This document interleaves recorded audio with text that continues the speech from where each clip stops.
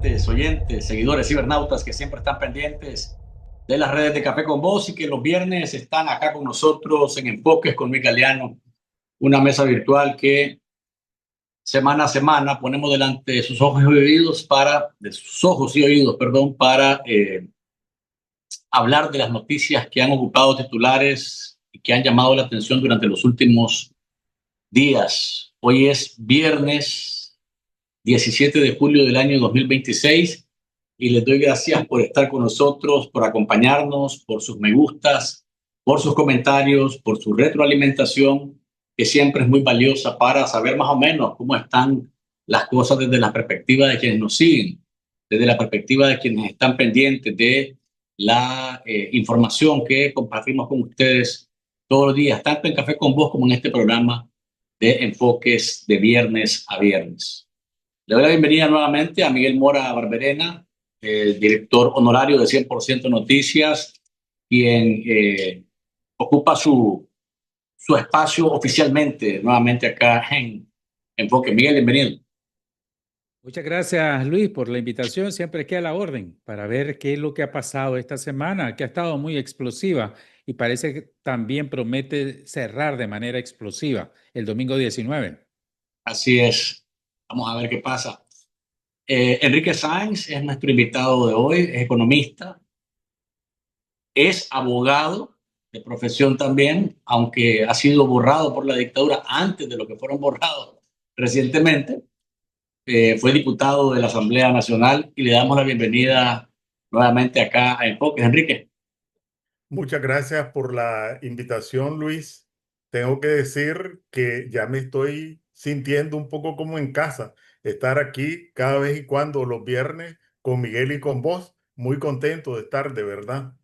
Nosotros contentos también de poder compartir con Enrique Sáenz este viernes 17 de julio. Entremos en materia, Miguel, Enrique, y arranquemos con el tema este de los abogados porque sigue dando de qué hablar. Sigue dando de qué hablar la situación relacionada con la decisión de los Ortega y Murillo de decapitar, de borrar de un plumazo a los, por lo menos 2.000, pueden ser más, ¿verdad? Abogados que de pronto, de un momento a otro, todo el esfuerzo que hicieron, la dictadura decidió borrarlo de un solo clip. Imagínense ustedes qué cosa más espantosa, que un solo clip, todo tu esfuerzo se pierda. El grupo de expertos de Naciones Unidas emitió un comunicado en el cual indicó que este asunto es otro clavo en el ataúd, ¿verdad?, de la justicia independiente de Nicaragua y que se le ha quitado el derecho a la defensa privada a los nicaragüenses.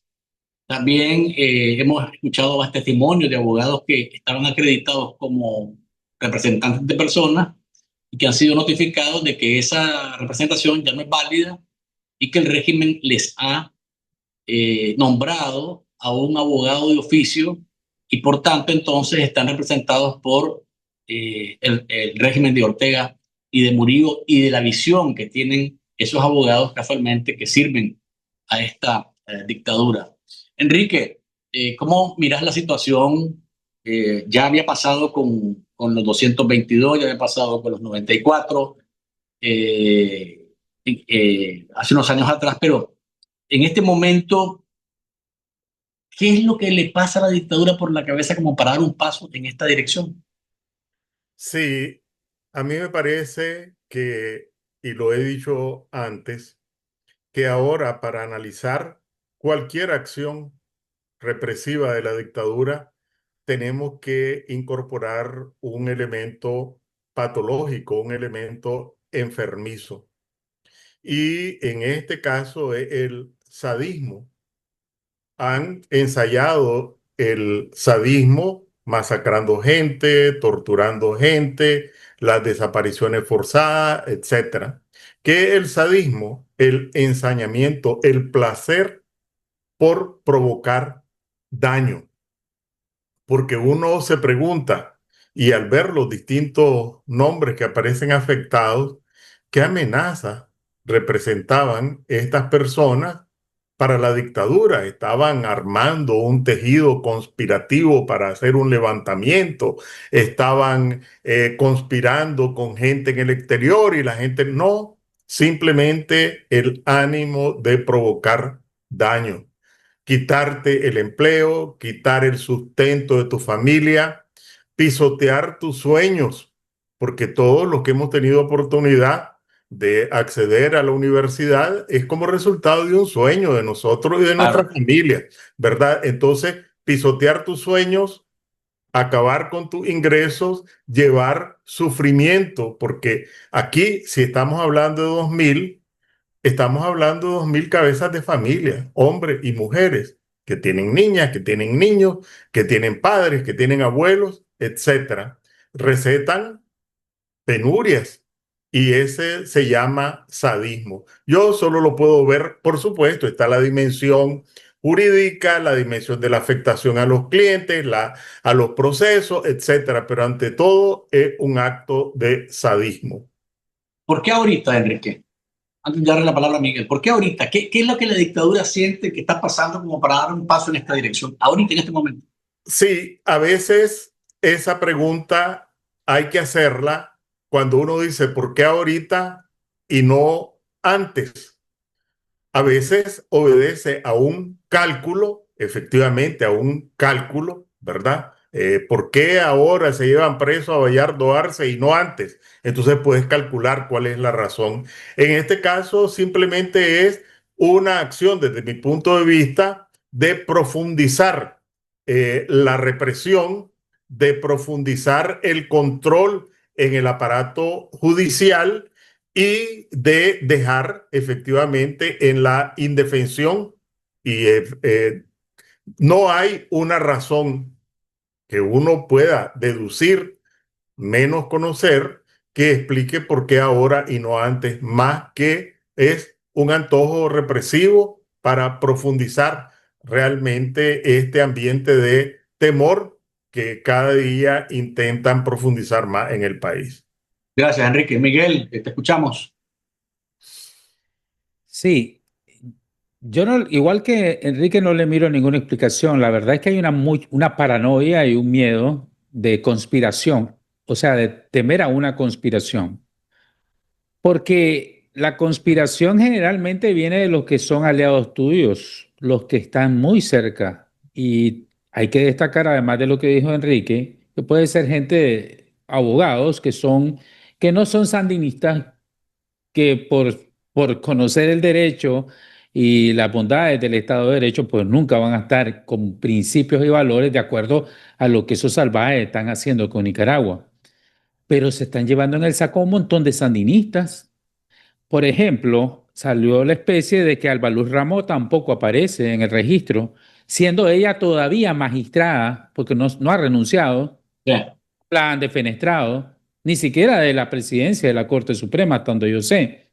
Pero ella es magistrada y ya ella tampoco aparece en el registro como abogada, o sea, ella tampoco la que fue por mucho tiempo presidenta de la Corte Suprema, ya tampoco es abogada. Perdón, pero tampoco está Marvin Aguilar, que fue también magistrado y que ya no, que fue renunciado. Ya no aparece Gerardo Arce, ya no aparece Yadira Centeno, ya no aparece la Iliana Pérez o Armengol Cuadra. Entonces, ¿de qué estamos hablando aquí?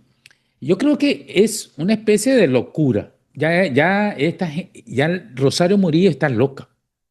¿Está loca en qué sentido? En la paranoia, la gente se siente perseguida, se siente amenazada por moros y cristianos, por sandinistas y por no sandinistas, y en un afán desmedido de su poder, vulgarea a las personas, vulgarea a los que fueron magistrados y no fueron puestos por ella, a los que supuestamente hablaron, la miraron de mal ojo, la ofendieron hace mucho tiempo y ahora dice, bueno, hay que vulgariarla. En el caso particularmente de Alba Luz Ramos, hay que vulgariar no solo a Alba Luz Ramos, a la misma institución Corte Suprema, porque ella sigue siendo magistrada. ¿Y cómo vas a ordenarle vos a cualquier subalterno que la borre y que ya no sea reconocida por la misma corte que es magistrada como abogada? O sea, es un vulgareo extremo. O sea, ya ni siquiera su propia constitución chamuca no tiene explicación más que la locura, porque ella misma está vulgareando una institución que supuestamente es la que los va a representar a nivel internacional, porque a nivel internacional, Enrique Luis, pues cuando hablan de magistrados creen que todos son íntegros, ¿no? Cuando hablan de Corte Suprema creen que es justicia, ¿ya? Entonces, al vulgarear su propia magistrados, que son corruptos y partidarios, y al vulgarear su propia Corte Suprema, en este caso de injusticia, pues se está haciendo daño a ella misma. Pero no le llama la atención que ex magistrados de la Corte Suprema, ex jueces sandinistas y abogados sandinistas también estén cayendo sus cabezas de la misma manera que otros que no son afines al régimen. La verdad es que se trata de un desmantelamiento de lo que fue en algún momento el Poder Judicial. Recuérdese que tienen 2 años, 3 años de estar siendo golpeado a masazos por parte de Rosario Murillo y luego de eso convertirlo en un órgano, ya no en un Poder Judicial, sino un órgano por la Constitución chamuca.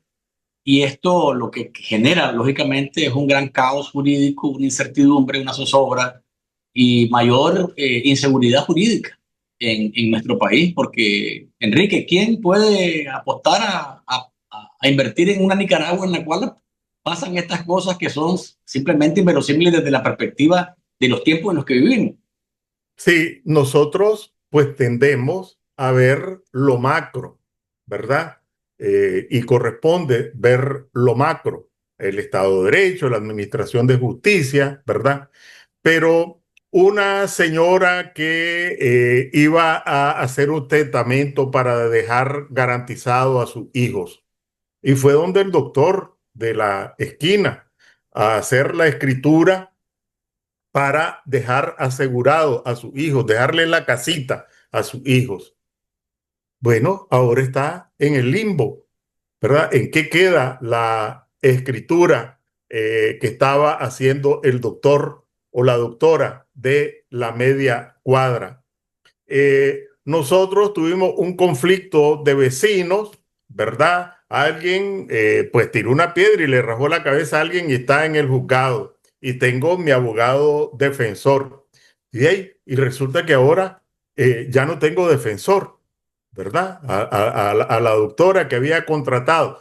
Lo que quiero decir es que todo esto también repercute en la gente, en el barrio, en el pueblo, o si sos una empresa de bienes raíces, y entonces hacer los contratos de arrendamiento, los contratos de compraventa, etcétera, y tenés tu abogado que se encarga de eso, que ya sabe cómo es, etcétera. Y ahora resulta, este abogado que no se metía en nada, ¿verdad? Y ahora resulta que ya no puede. Entonces, ¿cómo seguir vos desarrollando tu empresa de bienes raíces? Te pongo 3 casos, pues, uno penal, uno de la señora de la herencia y el de la empresa de bienes raíces. Todo esto repercute también no solo en el ambiente inversionista en general, sino en la vida cotidiana de la gente. Y esto también hay que ponerlo de relieve, que tiene que ver también en lo que la gente hace o deja de hacer en su vida cotidiana, entendiendo que está cumpliendo las leyes. Miguel, gracias, Enrique. Miguel, viéndolo de la perspectiva de, bueno, ya se está notificando a los abogados que no pueden seguir representando a las personas que los habían contratado por asuntos de fuerza mayor, eso dice la notificación judicial, y les nombran un abogado de oficio, es decir, les nombran un empleado del régimen. El alcance de esto es brutal, porque cuando vos decidís contratar un abogado es porque vos confías en esa persona que te va a representar tus intereses, cualquiera que sean los económicos, desde el punto de vista penal, desde el punto de vista administrativo, lo que sea, desde el punto de vista civil, de la vía civil, de la vía civil. Bueno, pero te ves obligado a aceptar o el proceso se paraliza. ¿De qué estamos hablando? El proceso no lo paralizan, cambian y deciden quién va a ser tu Sí, representante, pero, no o lo sea, decide la persona. para vos el proceso terminó porque ya no confías en ese abogado. ¿Qué vas a hacer? Sí, a mí me pasa. O sea, te ponen a pensar, ¿desisto de esto? ¿Sigo con esto? O ya simplemente le doy vuelta a la página porque ya perdí. Ya cuando me A pones mí me, a un abogado que no es de mi confianza, que trabaja para el régimen, es prácticamente incluso, pensemos en una empresa, es un espía del régimen dentro de tu empresa que sabe cómo estás trabajando y todo lo demás. Aunque no tengas nada que ocultar, ojo al Cristo y la dictadura sabe lo que está pasando. A eso me refiero. por eso, ya a mí me pasó. Cuando me capturaron, me llevaron al juzgados en 2021 y mi esposa había contratado a un abogado de mi confianza y no lo dejaron entrar a la sala, al edificio, incluso fue a las 3 de la madrugada. Te voy a explicar todo esto porque no tenés que ir en el cuadro de que esto es un Estado de Derecho donde las cosas funcionan como tiene que funcionar. No, yo te voy a explicar lo que pasó, me pasó a mí en Y ponme realidad. el ejemplo para que la gente lo entienda de Sí, más cerca, para ¿no? que ya esto ya lo habían hecho y lo están ahora generalizando. Primero, me capturan sin orden de captura, por supuesto. Me llevan ante un juez sandinista, con un fiscal sandinista, sin mi abogado, a las 3 de la mañana y, y pregunta el juez, muy forondo, hey, ¿y su abogado? Yo qué sé, le digo, no me lo dejan entrar, permítame hacer una llamada. No, ya que su abogado no se presentó a las 3 de la mañana, lleno de policía, de un montón de esos de fuerzas especiales, armados hasta los dientes, dentro del juzgadito. Entonces le dice, llámeme a la fulanita de tal que va a ser su defensora de oficio, una abogada sandinista. Y comienza el proceso. El proceso no se para. ¿Qué es lo que te quiero decir con esto? Toda esa gente que está asumiendo ahora lo mismo que me pasó a mí en carne propia, en este caso por terrorismo y todo lo demás que inventaron, por acusaciones, ¿qué tenés que hacer? Nada, estás indefenso. ¿Por qué? Si desistís, perdés el caso, porque de todos modos lo van a llevar con o sin vos, con o sin tu aprobación, con o sin tu abogado. Y lo que están haciendo ahora es generalizándolo. Entonces,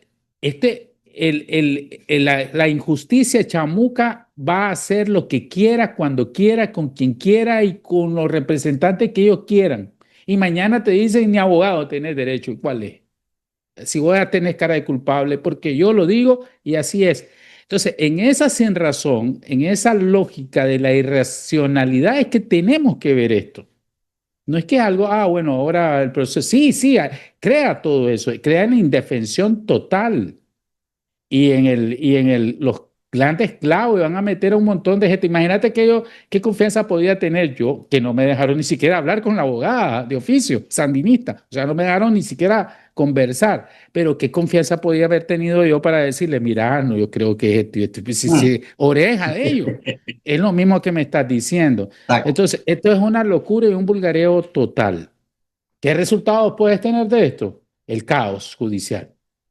Una indefensión total. Así es. Y pues para cerrar el tema y pasar con el siguiente, ese abogado defensor, Miguel Enrique, defensor de oficio, va a llegar al juez y te va a decir, este delincuente que está aquí dice que es inocente.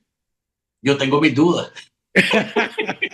O sea, en ese nivel, más o menos, para hacer un poco de chiste de la locura que, como decimos Miguel, está llevando adelante el régimen. Bueno, sigamos con otros temas. ¿Dónde está Monseñor Abelardo Mata? Es una pregunta válida, es una pregunta que tiene soporte, es una pregunta que se debe hacer cada católico nicaragüense y cada nicaragüense que no es católico, pero que tiene derecho a saber el destino del obispo emérito de Estelí, que supuestamente fue devuelto a su casa desde el 4 de julio, según un comunicado de la dictadura, pero que ni su familia, ni sus colaboradores más cercanos, ni nadie ha podido verlo después de ese momento. El episcopado centroamericano emitió un comunicado pidiendo dos cosas, que en resumen es una prueba de vida, que lo atienda su médico de cabecera y que las personas que lo acompañaban en sus actividades diarias también tengan la oportunidad de verlo, sobre todo por el estado de salud, que es delicado, por ser una persona de más de 80 años que padece de diferentes enfermedades, pero hasta ahora el régimen parece decir, nosotros le sacamos un comunicado, nosotros ya dijimos que esté en su casa, ya respondimos a Estados Unidos ante la presión que nos hizo, pero pareciera ser un papelazo, para decir un papelazo que tiran al aire sin que nadie pueda probar que esto sea así. Enrique, ¿qué pensar de esta situación? Sí, yo pondría en este caso los mismos lentes, pero es otra la realidad, pero los lentes son los mismos porque nos permiten interpretar las acciones de la dictadura. Otra vez, sadismo, ¿verdad? Es decir, ensañarte en una persona mayor de 80 años, enferma, ¿verdad? Y qué amenaza puede representar cuando está en retiro. Ahí agregaría el otro lente que puso Miguel, la paranoia, ¿verdad? Es decir, el obispo se fue para Estelí, con quién habló, qué es lo que estaba, etcétera. El delirio este de persecución, también la persecución a la iglesia, pero este ánimo de normalizar, de que la gente vea como normal el abuso, que te encarcelan, que te recetan casa por cárcel o simplemente te desaparecen. Porque en este caso, además, está, y perdona Miguel, tomo otra palabra de Miguel, el vulgareo, ¿verdad? El vulgareo, porque ese comunicado de la policía es vulgar y es vulgareo, porque decirle irrespetuoso es asumir que tienen la noción del respeto, porque es que lo estaban interrogando porque unas propiedades que no eran consistentes con su oficio sacerdotal. Y de ahí, Y con relaciones familiares, como que y dice, por eso me van a detener, ¿verdad? Entonces se presume que soy sospechoso, que soy culpable y me llevan presumiendo que soy culpable cuando no ha habido una denuncia, cuando no ha habido nada por el estilo, pero además, ajá, ¿y cuál es el resultado de esa investigación? Esa investigación provocó que se le vaya a encausar o simplemente se deslindaron responsabilidades. El tema del atropello, del ensañamiento en la víctima, repito, aquí hay que incorporar para analizar las distintas acciones represivas un elemento enfermizo, en este caso paranoia, en este caso sadismo, además del contenido represivo que en sí tienen este tipo de acciones. gracias Enrique, Miguel, la CIDH pide, ¿verdad? Que se libere a Monseñor Mata, pero a la dictadura lo que la CIDH dice le tiene sin cuidado, es decir, esto es un papelito más que sacan según la dictadura, el cual nosotros valoramos porque que la CIDH mantenga el foco sobre Nicaragua y sobre lo que pasa con los derechos humanos es muy importante, pero ¿cuál es tu análisis de lo que ha pasado en todo este tiempo en el cual nadie sabe con certeza dónde está el obispo emérito de Estelí? Yo quiero trasladar todo eso a el principal responsable para que nos diga y nos conteste esa pregunta. ¿Dónde está el obispo emérito Abelardo Mata? ¿Está bien? ¿Está mal? ¿Está casa por cárcel? ¿Lo tienen reprimido sádicamente? ¿Puede gozar de sus libertades? ¿Puede acceder a una medicina que corresponda a su estado de salud? Eso lo tiene que exigir y contestar la conferencia episcopal de Nicaragua. Porque siempre trasladamos, está bien que Estados Unidos pregunte, que nosotros preguntemos, que la CIDH pregunte, pero él es obispo de una institución, de la institución de la Iglesia Católica. Y hay una estructura jerárquica y hay una institución que tiene una cabeza que se llama Cardenal Leopoldo Brenes. Él tiene que contestarle a su iglesia nicaragüense y la mundial católica dónde está el obispo Abelardo Mata. ¿Por qué lo quiero poner en esta línea? Porque siempre trasladamos responsabilidades a gente que en general no deberían de estar, no pueden hacerlo además, o sea, no tienen la capacidad para exigirle a la dictadura, para obligar a la dictadura. Estados Unidos hizo algo, pero solo sacaron ese mamotreto, ¿no? Lo mandamos y lo más probable es que sea culpable de un montón de delitos feos. Eso es lo que dijo. O sea, injuriando y calumniando, ¿no? La autoridad, porque él es inocente hasta que se pruebe lo contrario. Pero, ¿por qué la conferencia episcopal no exige a la dictadura, si quieren, pues, con todo el respeto debido o por el miedo debido, y decirle, hey, permítanos ir a visitar a donde está el obispo emérito y permítanos dar una declaración, aunque no deberían de pedir permiso porque lo pueden hacer? O sea, el obispo está desaparecido, pueden decir, no nos dejan verlo, pueden decir, oh sí, ya fui, lo vi, aquí está la foto y tranquilo, él está bien, platicamos con él y está bien. Pero ¿quién no tiene que decir, Luis? Y esas responsabilidades, por muy diplomático, por muy no sé qué miedo, o sea, ya son insoslayables, o sea, ya es inaceptable. Para mí ya es inaceptable. Cardenal Brené, por favor, dígale a su rey dónde está el obispo Abelardo Mata. Conferencia episcopal, saquen ese comunicado, saquen un comunicado de la situación legal y de salud del obispo Abelardo Mata, porque él es miembro de su iglesia. Entonces, tiene que por lo menos dejar sentada su posición. Ya el momento de los silencios no compete aquí, porque mañana, Dios no quiera, le pase algo al obispo Abelardo Mata por su edad, por su condición, y lo haga y se declare su deceso por una forma oscura o de una forma muy oscura. ¿Y con qué cara va a salir la conferencia episcopal? ¿O con qué cara? Bueno, la dictadura no tiene cara, ¿verdad? Ya ahí no voy a exigir nada. Pero yo creo que la principal responsabilidad por la integridad, por la vida y por el estado de sus derechos civiles y humanos del obispo Abelardo Mata es su institución, es la conferencia episcopal y en específico el cardenal Leopoldo Brenes, Luis. Sí, definitivamente que pues, yo coincido en ese punto con vos, pero tengo enormes dudas, ¿no? Enormes dudas de que el cardenal vaya a dar un paso en esa dirección. No lo hizo nunca con Monseñor Álvarez. Estuvo meses, años encerrado y jamás se atrevió a dar un paso en la dirección de ir a visitarlo, de preguntar cómo estaba, de tener un encuentro espiritual con él, ahí en el lugar en el que lo tenían encerrado.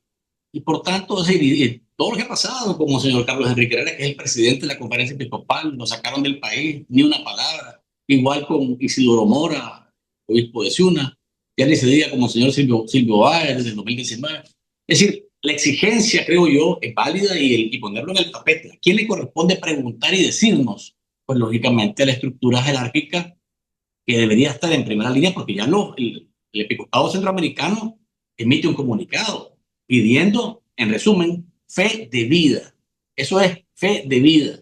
Quiero ver dónde está, que su médico lo revise, su médico personal de confianza, cómo está, si está bien, si está mal, y que su personal, el que lo ha acompañado, tanto cuando era obispo en funciones como ahora que es obispo emérito, esté ahí y también nos puedan decir todos ellos que está bien, que está vivo, que está sano y que está en su casa, como dice supuestamente la dictadura kurda.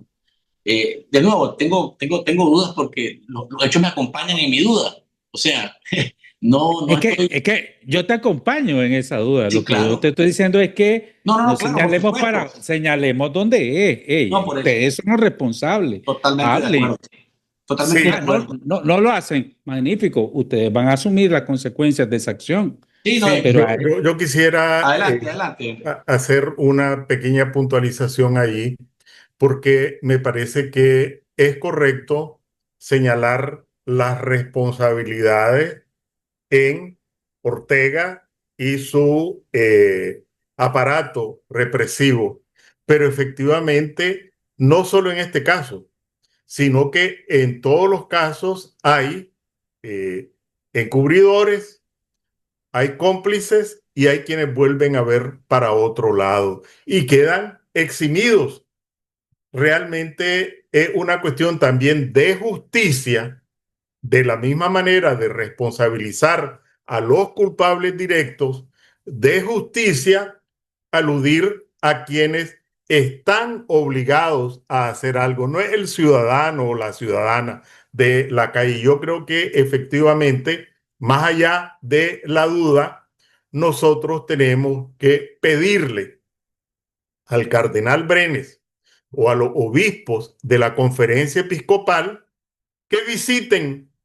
Ellos conocen la casa del obispo Mata, que vayan en un gesto, ya no le pongamos institucional, humanitario. Ha sido su hermano en el ejercicio sacerdotal. Que vayan a la casa, que lo visiten, que constaten su estado de salud, que constaten que está allí, que cumplan esa misión pastoral, ya no le pongamos institucional y humanitaria. A ellos les corresponde y yo creo efectivamente que no debemos dejar pasar por alto esta omisión porque se peca por acción y se peca por omisión. Vamos a hacer la pausa comercial.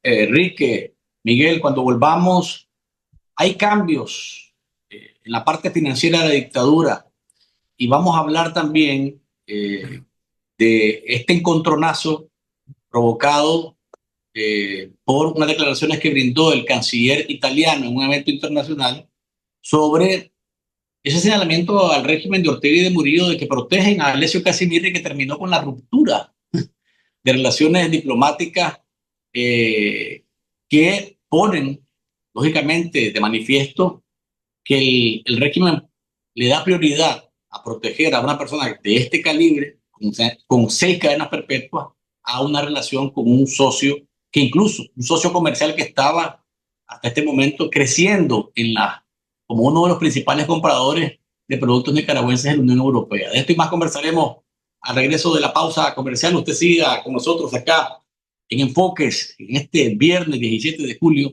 del año 2026. Ya regresamos.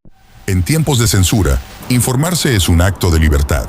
Llega la nueva aplicación de 100% Noticias, diseñada para dispositivos móviles imposible de censurar. Más moderna, más liviana, más poderosa que nunca. Tu experiencia será más ágil, personalizada e interactiva. Descubrí las nuevas funciones que te mantendrán siempre informado. Vos elegís qué querés recibir. Activa o desactiva alertas por categorías, política, migración, internacionales y más. ¿Sos de los que lee de día o de noche? Cambia entre el modo claro y oscuro en configuración. Infórmate en video con nuestros shorts en una galería estilo Reels, todo integrado en la app. Damos prioridad a temas claves: migración, economía, elecciones, desastres naturales, crisis políticas y coyunturas sociales. ¿Querés leer más tarde? Guarda tus noticias favoritas en Mis Contenidos y accede cuando quieras. Suscríbete fácil al boletín desde la app y recibí lo más relevante directo en tu correo electrónico. En Nicaragua somos la plataforma digital que se atreve a seguir innovando. 100% Noticias es el único medio nicaragüense con una aplicación móvil de alta tecnología, pensada para informarte con inmediatez, libertad, claridad y seguridad sin censura. Descárgala hoy mismo, disponible en App Store y Google Play. Informarte es tu derecho. Defenderlo, nuestra misión. 100% Noticias, con primicias a toda hora.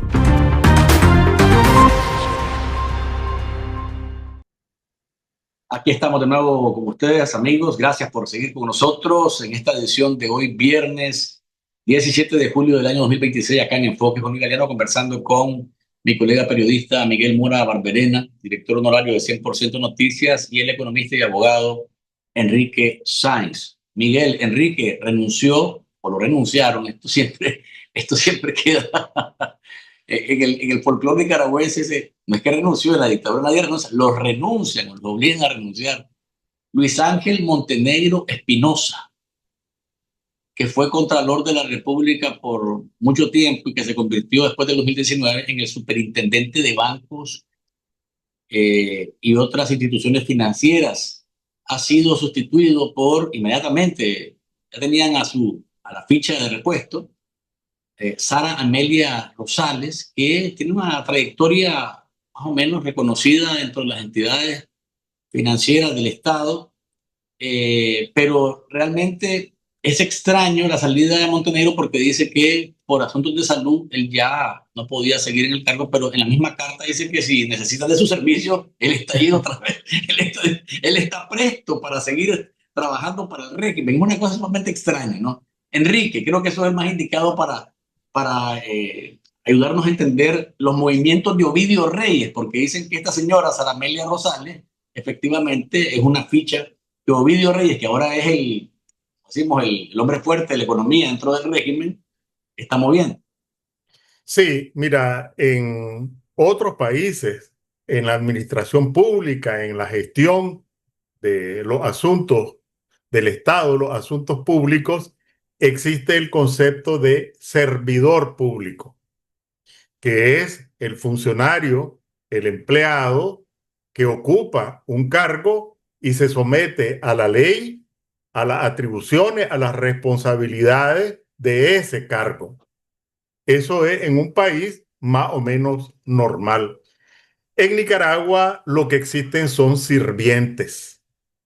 Es decir, hay que incorporar al léxico, a la par o a la contraportada de el servidor público, el sirviente de la mafia en el poder. A esta altura del partido me atrevería a decir que de la mitad para arriba de la estructura del Estado no hay servidores públicos. Hay sirvientes de la mafia en el poder. Que si este es capaz, que si este es menos capaz, que si este tiene trayectoria profesional, que si este no la tiene, es irrelevante.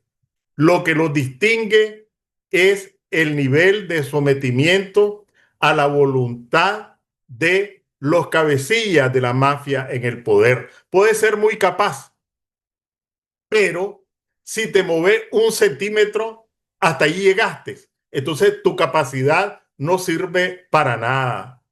Tu valor en esa estructura depende del nivel de confianza que te otorgan los cabecillas de la mafia en el poder, y esa confianza únicamente es resultado de tu capacidad perruna, de tu capacidad para arrastrarte ante la voluntad de quienes encabezan esta camarilla. Y evidentemente, como se va achicando el círculo de confianza, tienen que ir concentrando, y así, no la conozco, ¿verdad? Pero pues son públicos, cómo van concentrando en la Procuraduría, que no tiene funciones para tener que ver con aduanas, con ingresos, con todas las atribuciones que le están haciendo, igual están haciendo con Ovidio Reyes, que ahora está en todo. De hecho, es el ministro de Hacienda. De hecho, es el superintendente de bancos. De hecho, es el presidente de la Comisión de Producción.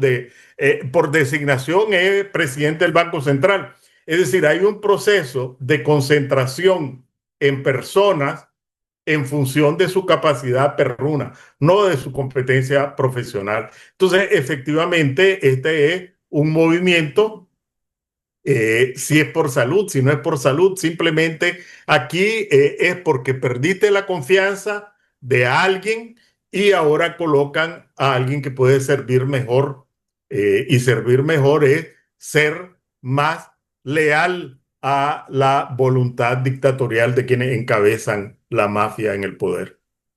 A mí lo que me causa gracia, Miguel, es que en el Pasquín, el 19 digital, dice pues de que Gustavo Porras dice que esto fue a propuesta del comandante Daniel y de la compañera Rosario, ¿no? Eso digo yo, a propuesta de ellos, como que tienen la capacidad de rechazar una propuesta, como que tienen la capacidad de responder, mire, no me gusta ese candidato, no hay manera de que lo elijamos. Es una cosa tan absurda. Y después dice que Walmart, una vez que presentaron a la señora Rosales, a la Amelia Rosales, como la candidata, entonces Walmart nos dice, inmediatamente votemos, ya, decida. Como que tienen esa independencia, esa libertad de pensamiento, de acción, de iniciativa de proponer o de descalificar. Es un circo realmente esto, Miguel, te escucho. Yo me voy a robar ahora la frase calificativo, adjetivo calificativo de Enrique. Sirvientes chamucos son 90 votos. Ahí no hay, desde hace rato todos piensan igual. 90 votos para acá, 90 votos para allá. Nadie se tiene, nadie. Todo el mundo está con miedo. O sea, tiene que ser 90 votos. O sea, no hay ahí qué liberalismo, qué es un zancudismo. Eso es, ¿cómo te diría yo? Asqueroso, Sí, políticamente perdón, hablando. y te voy a interrumpir ¿Sí? porque tan asqueroso como ver, es así, tan asqueroso como ver a Wilfredo Navarro y a la otra señora Osuna en el cementerio de Managua, ahí en la tumba de Celaya, ¿verdad? Y uno dice, no, pues son liberales, ¿por qué te vas a usar asco? No, porque el fotógrafo que les toma la fotografía, para la redundancia, es el fotógrafo de Daniel Ortega y de Rosario Murillo. Entonces uno dice, espérate, y todos los medios divulgando que los liberales andan dejándole flores a la tumba de Celaya en la radio, ya en el canal 4, en el canal 8, en el canal. Entonces decimos, o sea, es así de asqueroso. Ni siquiera guardan apariencia, porque bien podrían tomarse una fotografía con su teléfono y colgarlo en sus redes, ¿verdad? En PLC, no, en el 19, en el canal 13, por todas partes. Así de asqueroso es, Miguel. Sí, y les adelanto una que estamos tratando de confirmar, pero que me llama la atención. Van a renunciar, tal parece, también a Wilfredo Navarro. Motivos de salud, De salud. de salud. Motivos de salud, dije yo. Bueno, pero Bueno, algún problema hubo ahí, algún roce, alguna mala mirada. Qué sé yo, como dice, son sirvientes y el sirviente o el súbdito es eliminado a la graciosa voluntad de su majestad el rey o la reina. Entonces, puede que caiga. Vamos a confirmarlo, pero sería algo interesante ver esa caída. Ya, como cayó Luis Ángel Montenegro y han caído un montón de magistrados y un montón de sandinistas. Pero volviendo al asunto, ahí ni las apariencias ya buscan cómo capear. O sea, 90 votos, votemos ya. Esto lo dijo el comandante y la codictadora, entonces hay que hacerlo lo más pronto posible. Y un segundo menos no, me puede costar a mí el puesto o me puede costar ir al chipote. O un mal comentario, ¿y qué es esta locura? Porque vos puedes decir con cuatro, o sea, dedos de frente. Una ley, esto es una locura. Inmediatamente te escuchó alguien y mira lo que está diciendo que el comandante es loco. Pum, va de viaje. Ya, estás enfermo. Vas a renunciar porque estás enfermo. Entonces, me quedo con esa frase de Enrique. No hay mayor ahora, explicación. ahora lo único que no hacen en Nicaragua todavía es como en Cuba. A favor. Y tienen que levantar todos la mano, mano. Todos la mano. Y el que medio dude lo quedan viendo raro en Cuba. Se Desde quedó ahí. así, se Sí, quedó así. lo miré titubeando, cuidado. Entonces, es realmente. Pero, Enrique, ¿algún cambio que se vaya a visorar en relación a esta sustitución de fichas? Porque, a ver, quienes la conocen a esta señora, Sara Amelia Rosales, dicen que es una técnica capaz. Pero yo les he dicho a la gente siempre que aquí no es un asunto de capacidad ni de inteligencia. es lo que vos decías hace unos minutos, Enrique. La capacidad realmente debe ser de arrastrarse, de ser vil, en los dos sentidos, de ser una persona Bill. vil y de ser...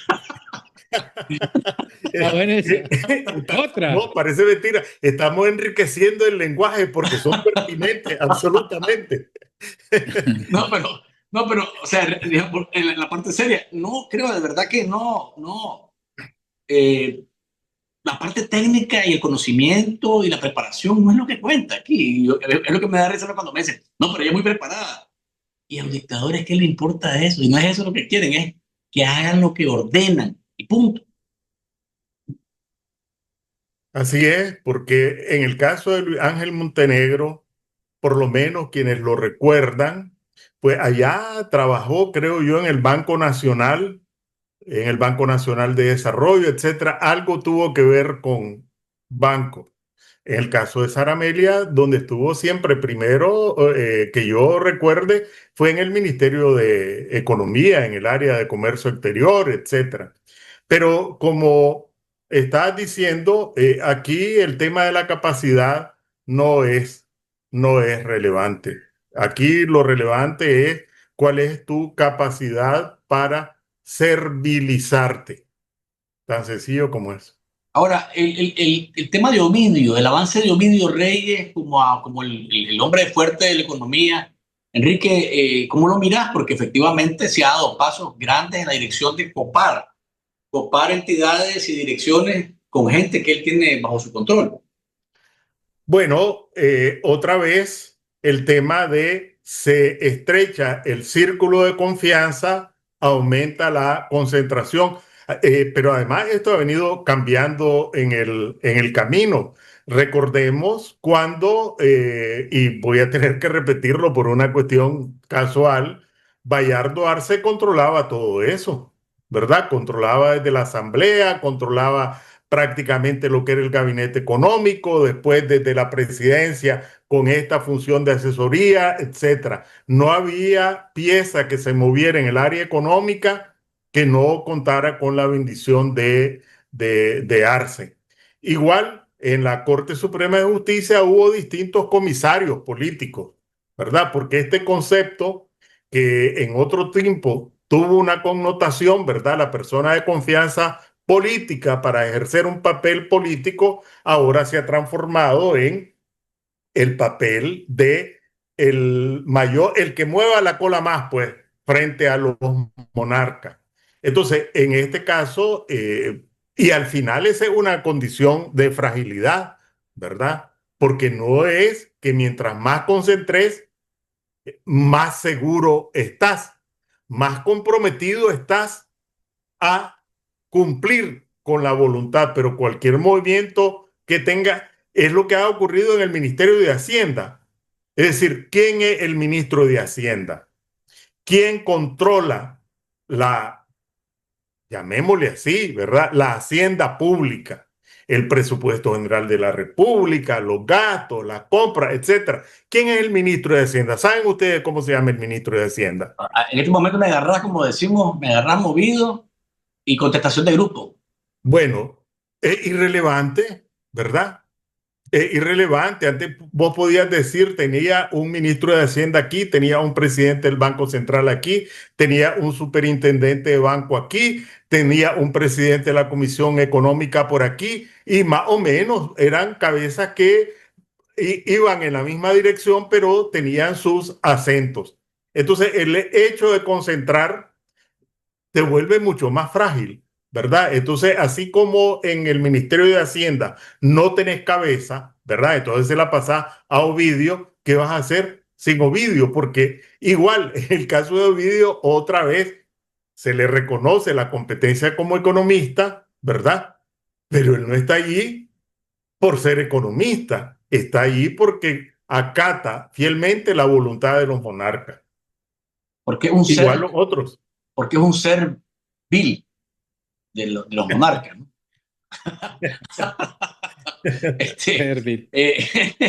Miren, qué ejercicio más interesante el que acaba de hacer Enrique acá, Miguel, y amigos que nos están viendo.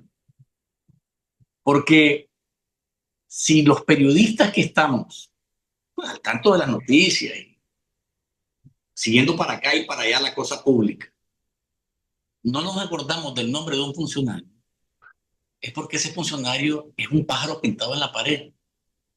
O sea, esa es la dimensión de lo que está pasando. ¿Estamos obligados nosotros a acordarnos? Probablemente sí por nuestro trabajo.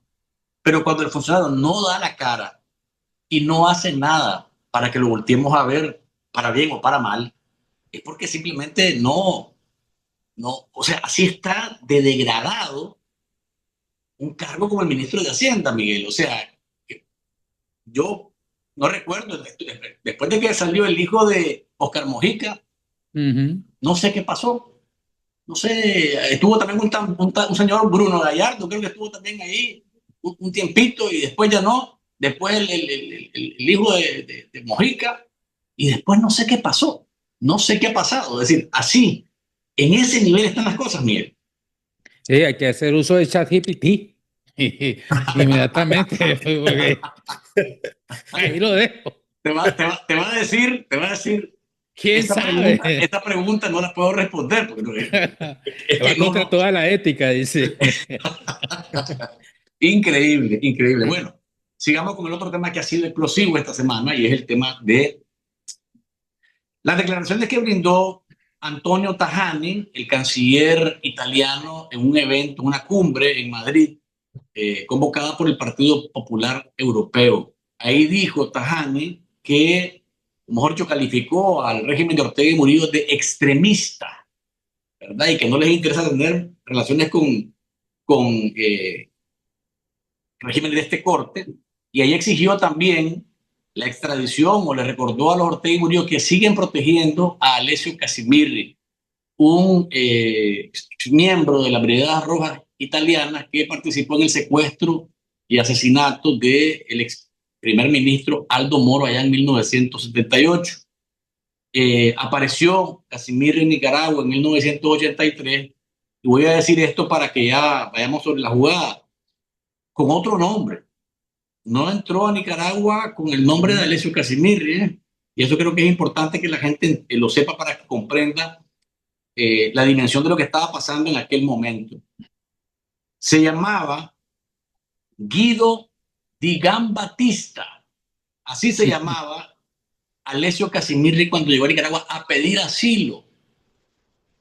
Y luego, 5 años después, sí, se identificó al momento de asumir la nacionalidad nicaragüense como Alessio Casimirri. El punto es que este nombre y ese caso, desde entonces, ha estado ahí en Nicaragua. Se baja la intensidad, desaparece, vuelve la intensidad de lo de Casimirri, y entonces uno dice, ¿por qué esta decisión o por qué las palabras de Tajani, el canciller italiano, han provocado tanta molestia como para que el régimen decida romper relaciones con Italia? Miguel, te escuchamos a vos primero porque creo que Enrique está frisado. Si está frisado, revisa. Sí. Escuchamos, Miguel. Parece. Sí. En primer lugar, porque es el canciller, porque es una verdad, es un terrorista. Porque se lo restregaron a la dictadura en un foro importante político, que también se replicó aquí en Estados Unidos después en la convocatoria que hizo el secretario de Estado a 61 países, entre que tocó el tema de la, ¿cómo llaman?, de la violencia de la extrema izquierda y tocó el caso de las Brigadas Rojas y del asesinato del primer ministro Aldo Moro, en el caso de Casimirri. Lo que me llama la atención de este tema, Luis, en este caso, es la reacción histérica, descontrolada de la dictadura de llegar a rompimiento de relaciones diplomáticas por defender a un terrorista. Porque si vos llegas a ese extremo, son tus principios y valores. O sea, es intocable Alessio Casimirri. Puedes tocar a cualquier nicaragüense. Puedes hablar de cualquier nicaragüense, pero no puedes hablar de un terrorista italiano. No puedes hablar de un terrorista italiano que es señalado por la justicia italiana y mundial como un terrorista que asesinó a un primer ministro, es un magnicida, no es cualquier gato que está ahí, pero es que está siendo súper protegido. Y el tono en el que reacciona Luis, esas prepotentes declaraciones europeas que no vamos a aceptar porque Nicaragua es soberana y no va a aceptar esas agresiones ofensivas. Bueno, porque tienen dignidad y son valientes, pero se desaparece esa dignidad y valentía cuando el secretario Rubio le dice eso y mil veces más, Luis. El que cuando Michael Costa le dice dictadura dinástica, brutal, Cleptocrática. cleptocrática, que ya no las es insoportable y que les vamos a pasar la factura. O sea, ¿qué no les ha dicho el Departamento de Estado? Pero ahí no reaccionan, ahí no rompen relaciones. Las relaciones están a nivel de encargado de negocio. Pero ¿por qué la dignidad y la valentía de los chamucos no reacciona de la misma forma cuando el secretario de Estado les dice y el subsecretario de Estado para Asuntos Latinoamericanos, Michael Cox, les dijo claramente, los definió claramente y no me digan que no es un tono para los sandinistas agresivo o u ofensivo. Ay, que ahí no, hasta ahí no le llega ni la valentía ni la dignidad soberana, porque no es lo mismo romper relaciones Italia es un país, bueno, trascendentalmente importante en el mundo, Italia, ¿ya?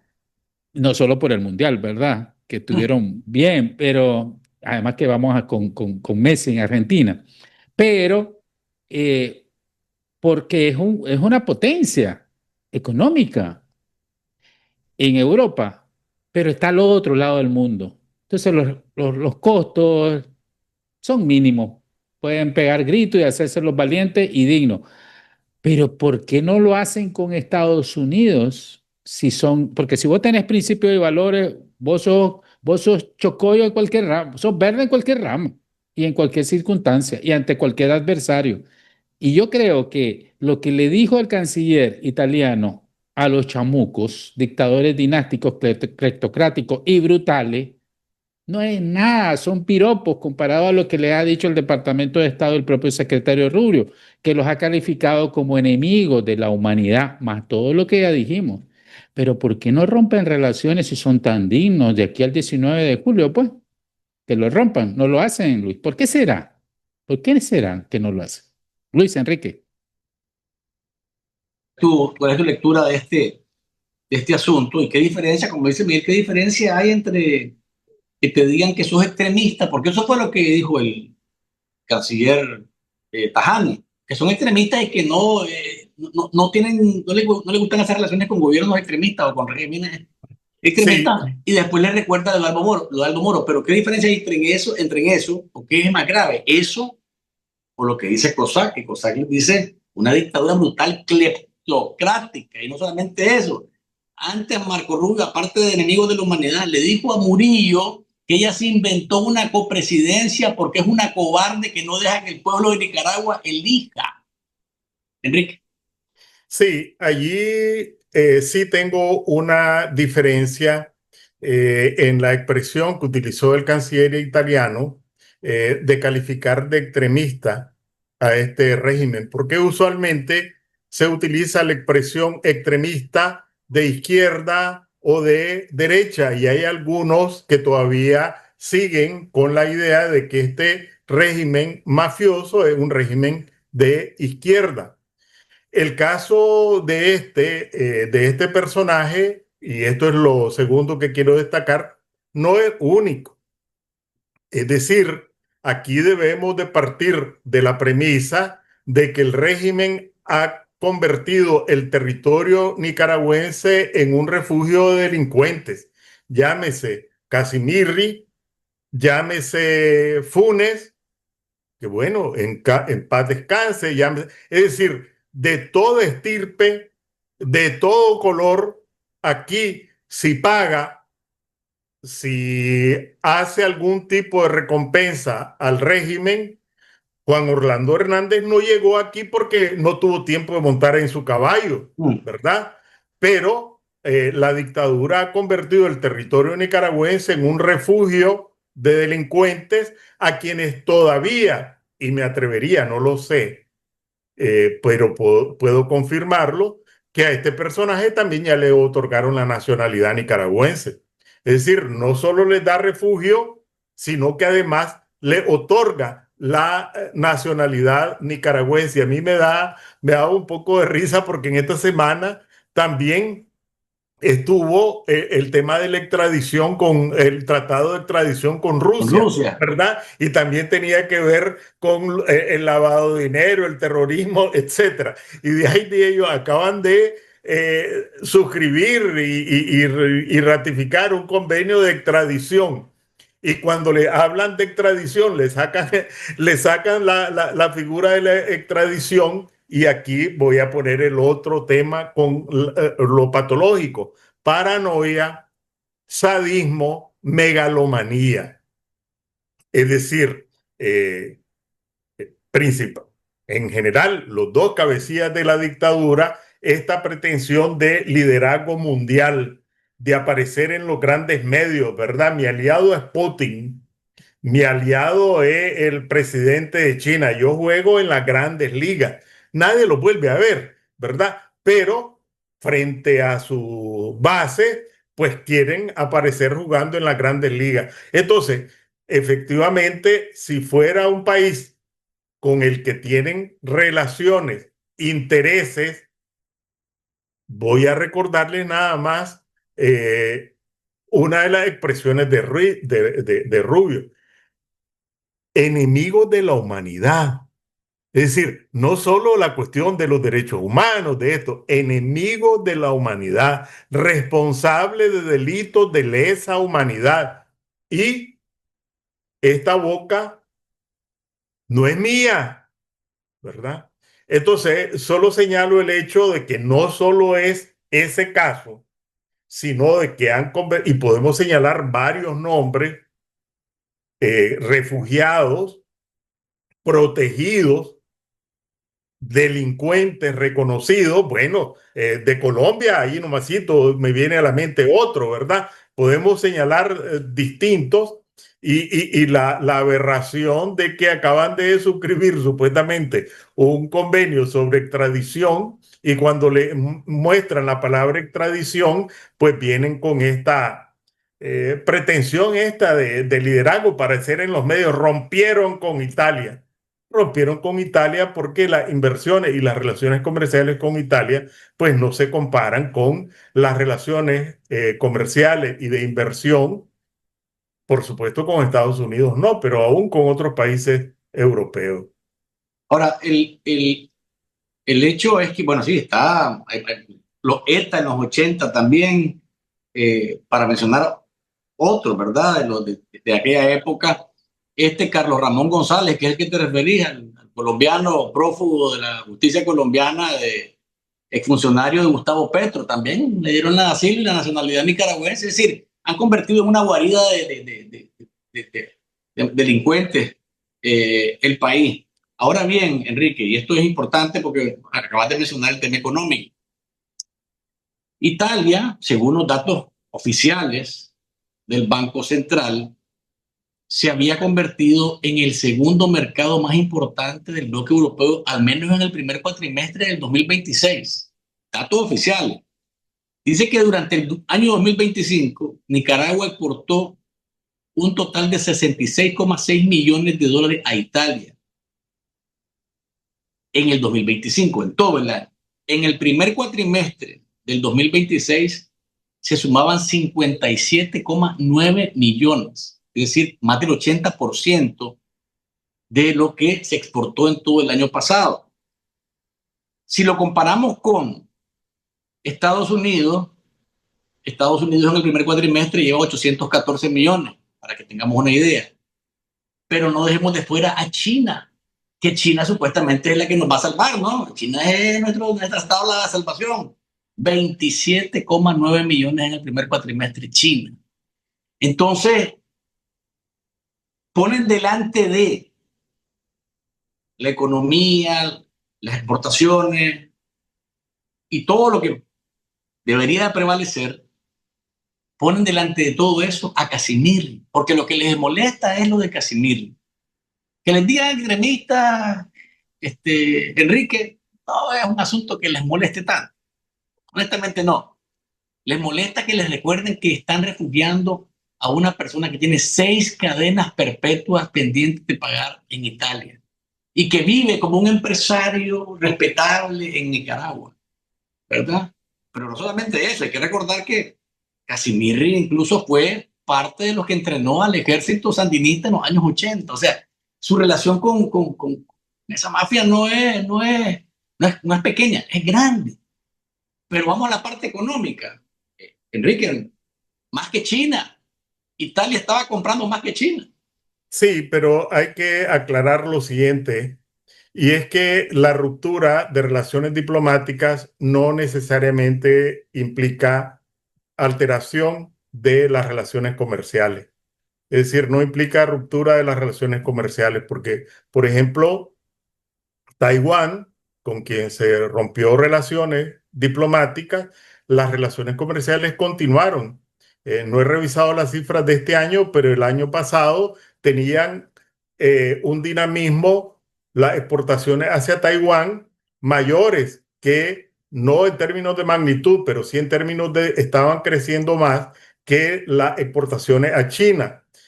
Cuando apareció, pues esto, desaparecieron de los datos del Banco Central en las exportaciones a Taiwán. Solo quiero remarcar que las relaciones comerciales no necesariamente están asociadas a la ruptura de relaciones diplomáticas. En ese sentido, me quiero quedar con una frase que le dijo un eurodiputado, el eurodiputado Antonio López Istúriz, que dijo lo siguiente en relación a este tema. Si un régimen pretende romper relaciones diplomáticas porque un tribunal europeo investiga un crimen, el problema no lo tiene la justicia, sino lo tiene el régimen con el Estado de Derecho. Y eso es lo que pasa con el caso de Kazimierri y los tiranos Ortega y Murillo, que han reaccionado con este rompimiento de relaciones. Antes de ir terminando, bueno, estamos, Miguel, Enrique, en una fecha que en algún momento fue histórica, hoy 17 de julio, y que la dictadura ocupa todo esto como para hacerle creer al mundo y a algunos insulsos que hay una revolución en Nicaragua y que aquello está vivo y que el misticismo y que el heroísmo y todo lo demás está ahí. Y el domingo van con su parapeto, ¿no? El domingo van con su parapeto, han pasado listas para que vayan a ponerse a la orilla de la Avenida Bolívar, los trabajadores del Estado, para decirle adiós a los faraones cuando pasen, ¿verdad? En su camioneta de $250,000 cada una, Mercedes-Benz, ahí nomás tenemos $1,000,000 en camionetas blindadas. El tema es a ustedes que efectivamente, vos Enrique, que fuiste parte del movimiento renovador sandinista en algún momento y que tuviste alguna simpatía con la ideología sandinista, tu reflexión sobre la fecha y lo que significa hoy día, y Miguel, que en algún momento también estaba viendo para ese lado y que consideraba que el sandinismo fue una opción real para el país luego de aquel derrocamiento de la dictadura de Somoza. Enrique. Sí, solo me voy a permitir un segundo para complementar la pregunta anterior, ¿verdad? Porque ciertamente no hay un vínculo directo entre la ruptura de relaciones diplomáticas y las relaciones comerciales, pero aquí puede abrirse una brecha que tiene que ver con el tema de la justicia y el terrorismo, la justicia en Europa y el tema de la Unión Europea, ¿verdad? Más allá de las relaciones comerciales, más allá de la ruptura de relaciones diplomáticas, teniendo en cuenta la reciente resolución del Parlamento Europeo y el enfriamiento con otros países, realmente aquí puede abrirse una brecha o ensancharse esta brecha que ha abierto el Parlamento Europeo con un tema muy delicado en Europa que tiene que ver con el terrorismo, con los tribunales comunes europeos y con el conflicto con un país destacado de la Unión Europea alrededor de este punto. Entonces, quedaba incompleto cuando yo decía las relaciones comerciales, pero las relaciones políticas sí pueden tener un repique más adelante. Y que puede ocurrir también en el empuje de la justicia internacional, el acceso a la justicia internacional. Y puede ser Italia, Ecuador es Italia la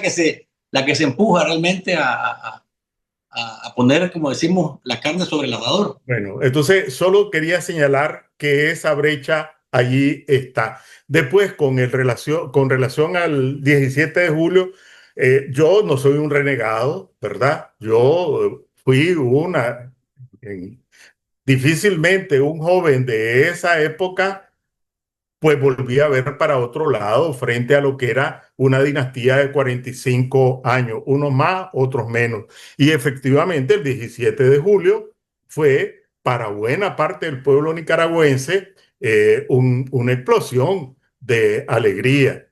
Realmente, y lo puse en un chat, en mis tiempos, no sé si ahora se utilizaba la palabra guasa, solo sos guasa, vos le estás haciendo guasa. Es decir, está haciendo broma, está haciendo payasada con esto. Es una Que viene del tristeza. Guasón. Bueno, yo creo que estamos estudiando por debajo lexicografía o algo porque estamos con Somos una filósofos, inspiración. filólogos. Pero bueno, pero es cierto, son aportes. Entonces, quiere decir que estamos así. Quiere decir que estamos así. Bueno, entonces, que se haya convertido en guasa. Antes, y ustedes seguramente fueron testigos, a lo mejor actores, cuando sacaban a los chavalos y le preguntaban, ¿y vos sabés por qué estás aquí? Y entonces los chavalos respondían, no, pero del 17 de diciembre, ¿vos sabés qué? No, es decir, el tema del acarreo, ¿verdad? La guasa, el vulgareo, otra vez, es una tristeza, ¿verdad? Que lo que en un momento, para buena parte del pueblo nicaragüense, fue una gesta, esta mafia lo haya convertido simplemente en guasa. Y quiero aprovechar porque, bueno, yo anuncio el programa y siempre recibo, ¿verdad? Pedrada, pero yo le pongo atención a la sugerencia, a las preguntas, a lo que la gente quiere decir. Y quiero cumplir con el compromiso de que me plantearon unos monimboceños de recordar que el 17 de julio del 2018 comenzó la operación limpieza en Monimbó.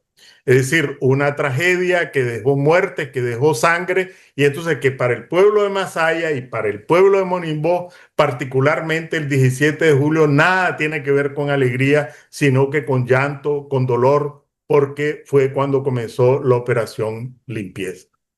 Miguel, Ya les cumplí. gracias. Miguel. Miren, yo quiero ser un poquito ideológico, filosófico en esta parte. Creo que vale la pena. A propósito de lo que también afirmó Enrique, que la dictadura sandinista, Murillo Ortega, Hugo Ortega Murillo, no es un producto de la izquierda. Y traspaso eso al foro internacional que estuvo aquí en Washington, en Estados Unidos, donde el secretario Rubio convocó a más de 61 países, hablando del extremismo de la izquierda radical y lo que consideran ellos una amenaza para el hemisferio occidental y lo que se conoce comúnmente como terrorismo en muchos casos. Habló de dónde se engendró todo esto en la Unión Soviética, cómo Cuba fue un caldo de cultivo, un embrión donde se exportó aquella ideología. Ustedes lo recordarán perfectamente, de la ideología de las vanguardias que iban con una acción militar armada, a cambiar un sinnúmero de dictaduras de derecha que estaban dominando en ese tiempo, comenzando por la de Batista en Cuba y todas las de Sudamérica, ya no digamos la de Nicaragua, la Somoza, una de las más longevas. En efecto, para mí, a 47 años, la dictadura Murillo Ortega es un engendro del sandinismo, un engendro perverso. Y el sandinismo es un engendro perverso de esa ideología de las vanguardias, o sea, de todo el izquierdismo internacional de ese momento que se incubó en la Unión Soviética como un mecanismo de acción para tomar el control del poder político a través de insurrecciones y revoluciones. En Nicaragua, en Cuba, se dio un primer experimento, después el experimento con Nicaragua, y que quiso llegar a El Salvador y a Guatemala. Todo eso ya lo está definiendo Estados Unidos como en su política de defensa de seguridad nacional. Y aquí hay que tener muy claro, Ortega y Murillo son producto del Frente Sandinista. El Frente Sandinista es producto de la ideología de izquierda que imperó en los años 60, 70 y 80, que se incubó con la revolución de Fidel Castro. Ahí se fueron a capacitar ideológicamente, tanto a Rusia fue Carlos Fonseca como a Cuba, fueron los principales líderes del Frente Sandinista. Y a estas alturas de 47 años, a esa juventud, yo tendría en el 79, tenía, 14 años, 14 años, estaba chavalito. Pues como dice, ¿quién que no era una revolución y estábamos saliendo de una dictadura de derecha? Como a hoy, para mí, la dictadura Ortega Murillo, la dictadura sandinista, es de izquierda y es producto de esa izquierda perversa. Ahora, hay derechas de derechas, ¿verdad? Hay derechas muy democráticas, muy tolerantes, hay más duras y más dictatorial. Y al igual en la izquierda, hay izquierdas muy light, muy democráticas, hay una perversa ahí, como la de Petro en Colombia, y ahí como la de Ortega en Nicaragua. Porque, sino porque está protegiendo a uno de la Brigada Roja de Izquierda en terrorista. Entonces, dime con quién anda y te diré quién eres. Entonces, yo no los quitaría por razones históricas y de mi misma experiencia de vida en cuanto al Nicaragua, el sandinismo, la revolución sandinista, lo que después fue la dictadura de los 80, porque fue una dictadura sandinista de los 80, y no personalizada en un par de locos dictatoriales, sino en 9 comandantes y toda una estructura, porque lo que hicieron fue robarse el mandado. Quisieron imponer una ideología marxista-leninista y eso lo saben y lo han confesado incluso algunos sandinistas dentro de sus libros, tímidamente diría yo, pero fue una estafa, ya, porque lo que prometía el Frente Sandinista era libertad, democracia, todo lo que Somoza había quitado, pero lo que quisieron hacer ellos fue hacer una dictadura marxista-leninista. Hicieron un híbrido, no le funcionó y tenemos el engendro satánico de los Ortega y Murillo y su familia. Y es producto de la izquierda, es producto de esa teoría de las vanguardias, es producto de Cuba, es producto del Frente Sandinista y es producto de los Ortega y Murillo, que son el engendro final y a los que tenemos que hoy, con lo que resta de nuestra vida, lo que posibilidades, Luis y Enrique, enfrentarlo. Pero son de izquierda y son un producto de la izquierda. Y en toda su dimensión. Y yo quiero llamarle a eso porque Estados Unidos lo está definiendo así. Ayer fue eso, no fue hace un mes, hace un año, ayer. Y dicen, vamos por ustedes. Por eso es intolerable, dice Marco Ecosat. Eso es intolerable, ese status quo, eso no va a seguir. Eso es lo que le está diciendo. Y Cuba están preparando una invasión militar desde Guantánamo para tomarse la mitad del territorio en una acción relámpago. Eso ya no va a seguir. Puede que pase, puede que no pase, pero esos son los planes, Luis, Enrique. Enrique, Bueno, te veo inquieto sí, con lo que ha dicho inquietísimo. Miguel. Claro. Te acaba de picar el palo, como decimos. No, en realidad es la parte del historiador, ¿verdad? Y entonces yo solo voy a poner hechos históricos. no me voy a referir a la parte filosófica, sino hechos históricos, ¿verdad? Y hay algunas cosas que la gente no sabe y otros que ya se olvidaron.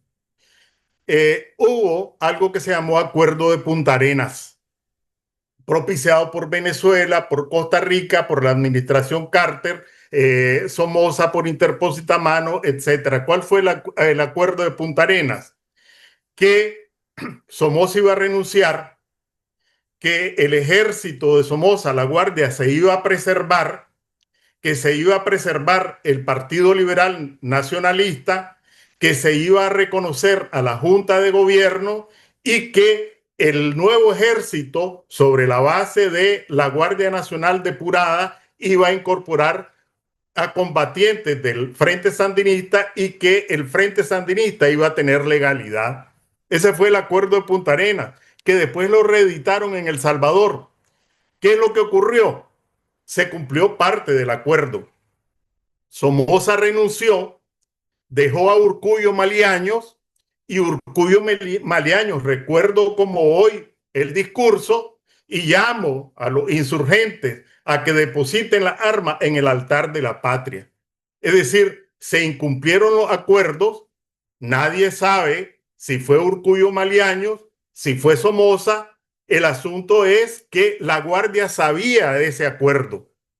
Y lo invito a leer Nicaragua traicionada de Somoza y Solos, las memorias de Somoza y las memorias de Urcullo, que se echan la culpa, porque Urcullo dice que le dijo: negociá, chico, aguantá, yo voy para Estados Unidos. Y le decía: aguantá, chico, aguantá, porque Somoza tenía la expectativa de arreglarse en Estados Unidos. Finalmente, el Departamento de Estado le dijo a Somoza: este acuerdo hay que cumplirlo, tenés que decirle a Urcullo Maliaños que salga, pero ya a esa altura la Guardia se desmoronó y el frente se quedó con todo. Primer dato histórico, ¿verdad? Es decir, las taras históricas con su banda presidencial, yo soy el presidente constitucional de Nicaragua, desbarató lo que podía haber sido un curso, a lo mejor igual, a lo mejor distinto. Lo segundo es que efectivamente aquí se intentó implantar, después que el frente se quedó con todo, una doctrina de vanguardia y se violentaron derechos, se abrió una guerra civil, pero tampoco podemos ignorar que hubo una política de financiamiento a la resistencia nicaragüense y de actos terroristas, ¿verdad? Ahí en Corinto, haciendo explotar los tanques, etcétera. Entonces, tampoco podemos ignorar que hubo una acción militar en contra de, y tuvimos la peor de las situaciones, ¿verdad? Una guerra civil con una confrontación. Entonces se enfrentaban los cohetes Stinger con los helicópteros, los M16 con los AK, pero los muertos los ponían nicaragüenses. Una tragedia. Lo siguiente, el tema de Ortega al poder. ¿De qué resultado? Y estos son hechos mucho más recientes. Sin el pacto, nada tuvo que ver el sandinismo, tuvo que ver el orteguismo.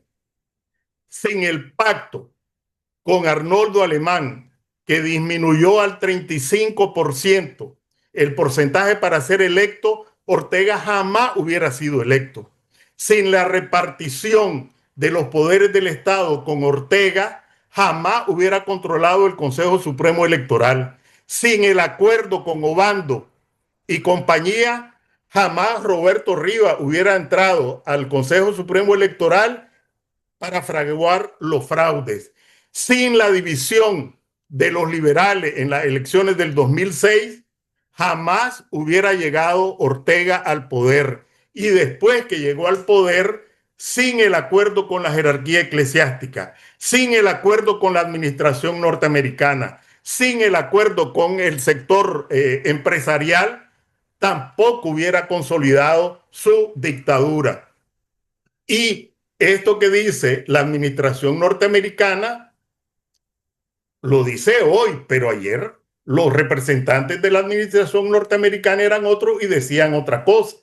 Y mañana pueden ser otros y van a decir otra. No lo puedo considerar una verdad marcada en piedra. Creo que somos los nicaragüenses los que tenemos que revisar nuestra historia, no una memoria tuerta, una memoria con los dos ojos, descontaminada, con el corazón abierto, porque si no leemos nuestra historia, no una historia tuerta, para tratar de que cuando recuperemos la democracia no volvamos a repetir esas tragedias, pues vamos a venir de una en otra, ¿verdad? Y entonces yo espero solo tener un día más. Hay que eliminar una serie de asuetos y días feriados, y yo lo que espero, ¿cuál va a ser el día feriado que le vamos a llamar Día de la Alegría a todos? Porque hemos salido de la dictadura dinástica Ortega Murillo, no sandinista, nada tiene que ver con Sandino ni con los sandinistas, porque yo no soy renegado y nada tengo que ver con esa dictadura. Bueno, como se trata, perdón, Mel, perdón, me toca, después me das una pulsada ahí que... Como se puso alegre el asunto, ¿verdad? Me toca Por eso te dije, era ideológico, ¿no? Me toca agarrar un poquito la guitarra para hablar de memoria tuerta y tratar de contrastarlas, ¿no? Porque se trata de asuntos de terrorismo, ¿verdad? Que es lo que acabas de decir, Enrique, en relación a lo que pasaba en los años 80, financiado la resistencia por Estados Unidos. Yo me voy un poquito más atrás entonces, porque lo que hizo la guerrilla sandinista en contra de la dictadura de Somoza no era tirarle pañuelazos, no eran actos meramente civiles o cívicos. Eran acciones armadas que tenían que ver con violaciones a la ley abiertamente. Tomarse casas, asaltar palacios, que lo vendieron como acciones heroicas, podría ser la dictadura más sangrienta de todas, pero estaban actuando contra la ley y eran actos que se reñían con la ley y por los cuales tenían que responder. O sea, si nos ceñimos a la historia, a lo que son los términos relacionados con actos que tienen que ver con violación a la ley, todos los actos de la guerrilla sandinista se reñían con la ley, todos. Asaltos de bancos, asaltos de casas de diplomáticos, asaltos a la legislatura, el tema del palacio. Por mencionar 3 ejemplos, eso. Lo otro, la guerra de los años 80 se financia lógicamente porque hay una parte del país que queda resentida con la salida de Somoza. Esa gente decide enfilarse en un ejército que es financiado por Estados Unidos. ¿Pero por qué? Porque se quería imponer el marxismo-leninismo en Nicaragua y repetir los errores de Cuba y otras naciones que se demostraba estaban fracasando más bien en la Guerra Fría. En relación al pacto, efectivamente, ahí coincidimos, creo yo. Arnoldo Alemán es un gran responsable de que Ortega haya vuelto al poder. Pero, Enrique, no podemos decir, yo creo que ahí hay que dimensionarlo en la realidad como es. Daniel Ortega y Rosario Murillo sí son unos engendros del sandinismo. No podemos decir que no. Eso me parece a mí que es tratar de apartar completamente algo que es un vestigio de lo que significó el Frente Sandinista en los años 80. Que después se separaron, que después se pelearon, que si no, nada tengo que ver. O sea, querer expulgar el sandinismo con un orteguismo, me parece a mí que no tiene sentido. Al final es un resultado de aquel momento que, como decía Miguel hace un rato, ¿verdad? Se convirtió en una estafa para el país. La revolución sandinista, que se vendió como todo será mejor, se convirtió en una estafa que hoy tenemos lamentablemente que seguir pagando las consecuencias de aquel momento. Y yo justifico a cualquiera, porque hay gente que dice, mira, ¿quién no era sandinista en 1979, el 19 de julio de 1979? Hay gente que te pregunta eso. Y bueno, yo digo, hay una parte del somocismo que no comulgaba con eso y que estaba dolida por lo que pasó. Por eso se resistieron y se metieron a la contra y todo lo demás. Pero me parece a mí que relativizar y decir que no es Ortega y Murillo un producto del sandinismo es estar equivocado. Son producto del sandinismo vienen de esa corriente, vienen de todo lo que hemos hablado desde el punto de vista dialéctico, filosófico, lo que querrás, es parte de eso, por lo menos es mi perspectiva, y por eso quería contrastarlos. Miguel, te dejo la guitarra porque creo que se puso, como decimos, alegre la canción. Sí, yo voy a tratar de no ser tan tuerto porque no voy a caer en los hechos históricos que se dieron, en efecto. Eso lo obvio, no porque no se dieron, sino porque no es la razón, esencia del análisis que estamos haciendo. El sandinismo es producto de la izquierda internacional y del marxismo-leninismo, de esa ideología de las vanguardias, vanguardias con opción armada para derrocar a dictaduras de derecha. ¿Estamos claros de eso? Eso es histórico. Eso ahí está, ahí, eso no me lo pueden quitar. O sea, ahí se engendró todo ese pensamiento. Y no voy a caer en la ingenuidad de que como Somoza se quiso robar el mandado, entonces los sandinistas vinieron y ahí ellos ingenuamente cayeron ahí en la Junta de Gobierno y como no les cumplieron, entonces yo me voy a robar el mandado. No, ellos ya tenían un plan desde antes de la caída de la dictadura. Y hicieron la alianza con todos los sectores sabiendo que ellos iban a tomar el poder eventualmente y a imponer un sistema marxista-leninista.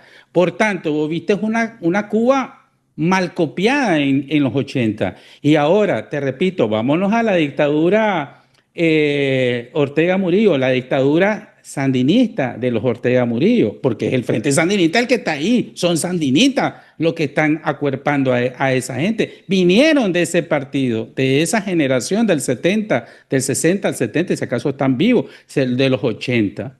No vinieron del Partido Conservador o de los liberales o de los socialcristianos, vinieron de esa corriente marxista-leninista.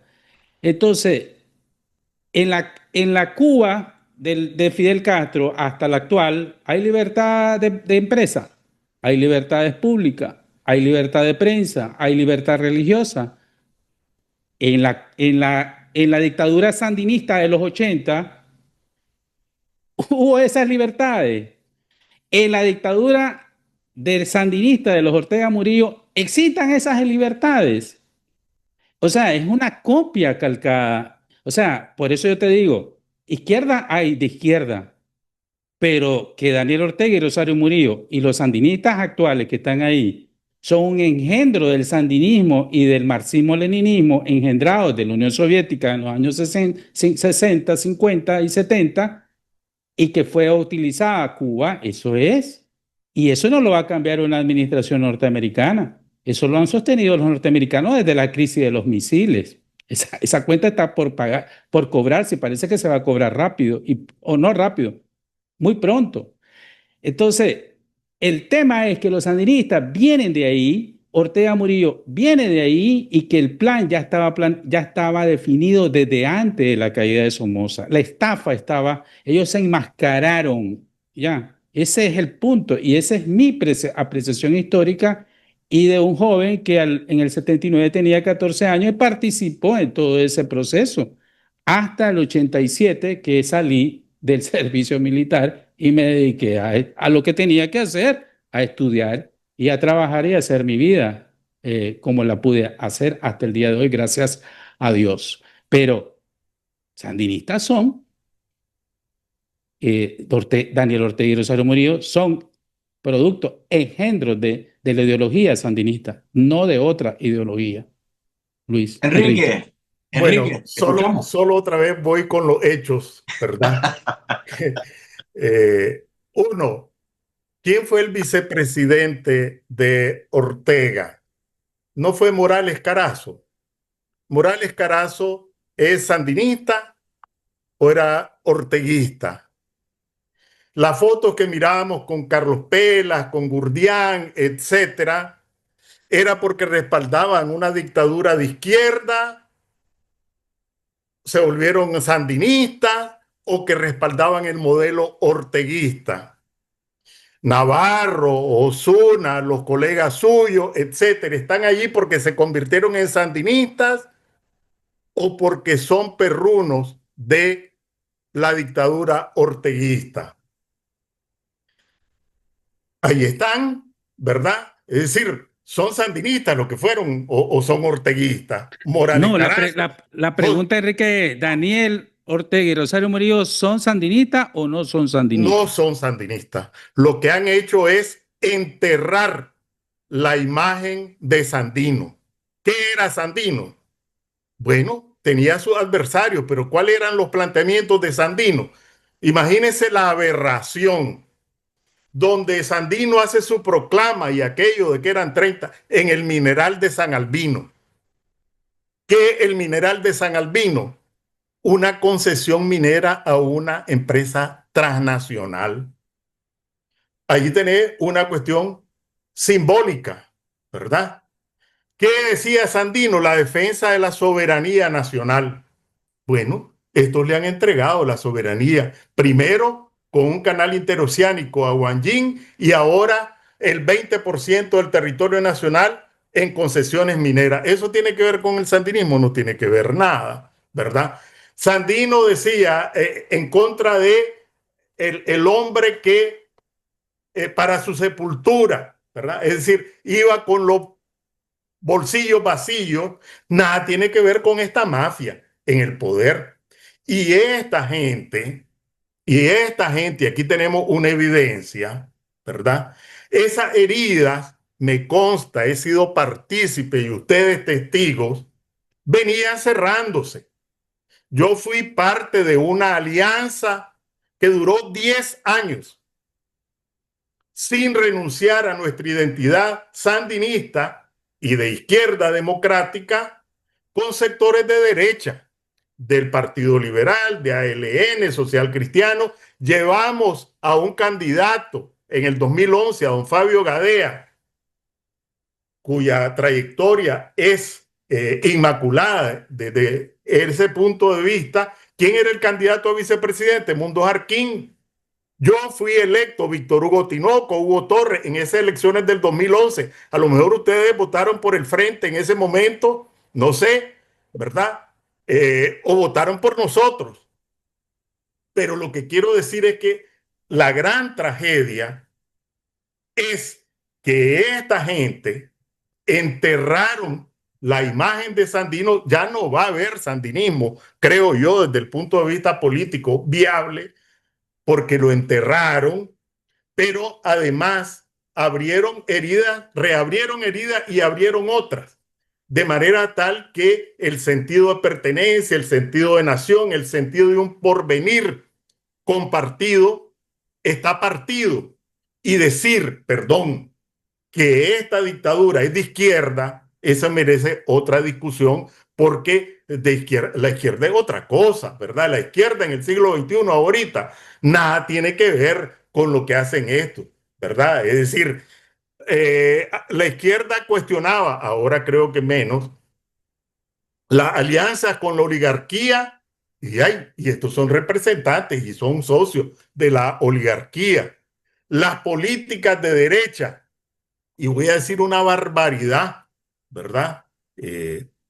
Yo creo que el somocismo no tenía políticas económicas de derecha. Si uno hace una comparación de las políticas de desarrollo y las políticas económicas de Somoza con las de esto, tengo que decir que eran más de izquierda las de Somoza que estas. Pero esa es otra discusión. Allí sí me parece que calificar de izquierda, porque el Frente en sus orígenes era de izquierda, y dar un salto de 45 años y decir siguen siendo, me parece que amerita otra discusión. Yo creo, a ver, Enrique, yo creo que efectivamente, o sea, lo que tenemos hoy en día es un mutante. Eso no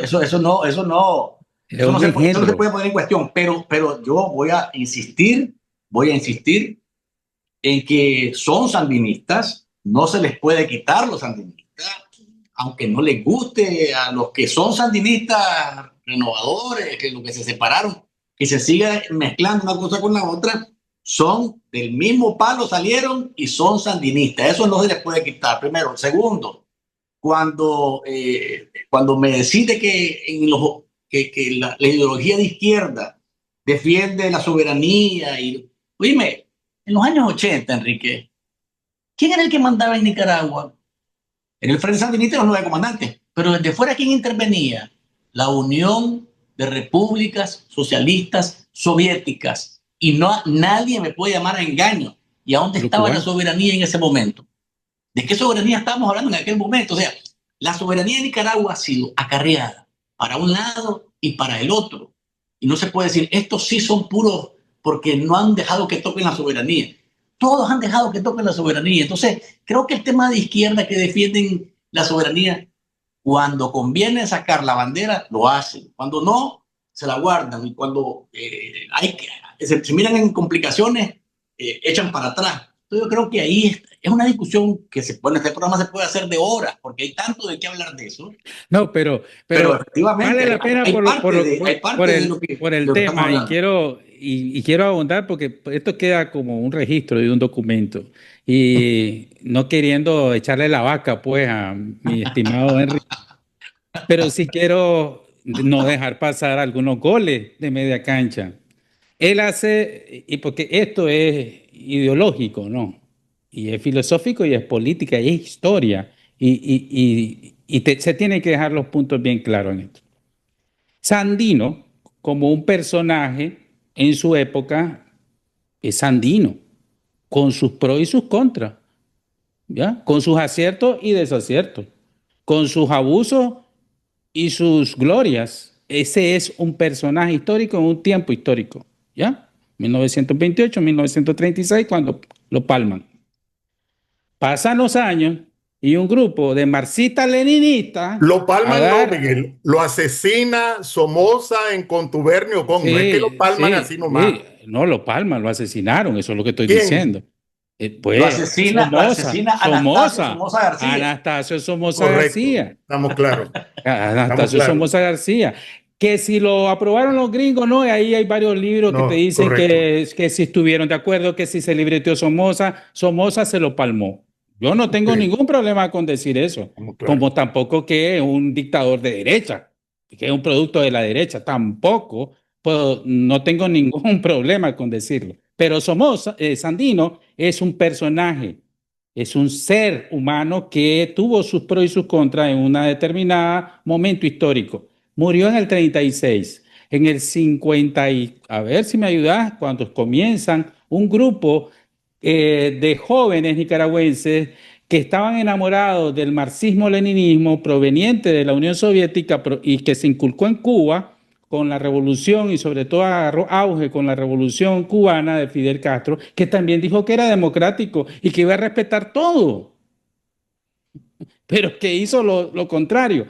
Entonces, ellos se inculcan, se educan ahí y comienzan a accionar sobre la lógica de la vanguardia, de la acción armada en contra de la dictadura somocista de derecha. Yo no tengo ningún problema con definirlo, pero aquellos vienen de la izquierda. Entonces, el sandino es una cosa, el sandinismo es otra cosa. Y el sandinismo tiene vicios de marxismo-leninismo desde su fundación. Ocuparon la bandera de Sandino y su gesta. Y yo no estoy defendiendo a Sandino porque tuvo sus pros y sus contras, Sandino. Pero Sandino nada tiene que ver con el Frente Sandinista, marxista-leninista, el que fundó Carlos Fonseca y donde estuvo militando los Ortega y compañía limitada. Entonces, ese sandinismo del que formó y que hizo la insurrección y la vanguardia y todo eso, como producto del marxismo-leninismo inculcado en su ideología, es otro sujeto histórico. Y ese sandinismo es el que pare y engendra a ese perverso y siniestro monstruito que se llama dictadura Ortega Murillo, que es producto del sandinismo, de ese sandinismo que nada tiene que ver con Sandino.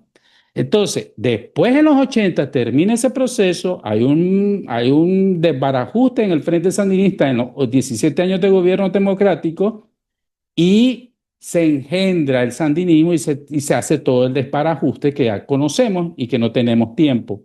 Pero que Ortega no es sandinista y que no es marxista-leninista y que no proviene de la izquierda, Eso es incontestable, históricamente, para mí, por lo menos. Enrique, para finalizar. Sí, yo creo que nosotros tenemos todavía que discutir, lamentablemente, a partir de estas nuevas heridas, porque esta discusión con ustedes era impensable hace 10 años, ¿verdad? La evidencia es que se han abierto nuevas heridas y se reabrieron viejas heridas. Para mí el punto central es, y estoy trabajando sobre eso, ¿verdad? ¿Cómo podemos aprender de nuestra historia para apostar a un futuro distinto? Y rápidamente les voy a adelantar en qué estoy trabajando, ¿verdad? ¿Qué es lo que pasó con la caída de Zelaya? Zelaya renunció, lo sustituyó un gobierno liberal de José Madrid. Hubo un levantamiento militar contra José Madrid, lo derrocaron, designaron a un señor allí como presidente, los liberales fueron proscritos y nos quedamos con una intervención militar desde 1911 hasta 1926. Una transición frustrada de una dictadura a la democracia. ¿Qué pasó en 1925? Liberales y conservadores se juntan para hacer una apuesta democrática. Los gringos piensan que ya está resuelto y se van. Gana la fórmula libero-conservadora frente a la opción conservadora y Emiliano Chamorro le da un golpe de Estado al gobierno libero-conservador.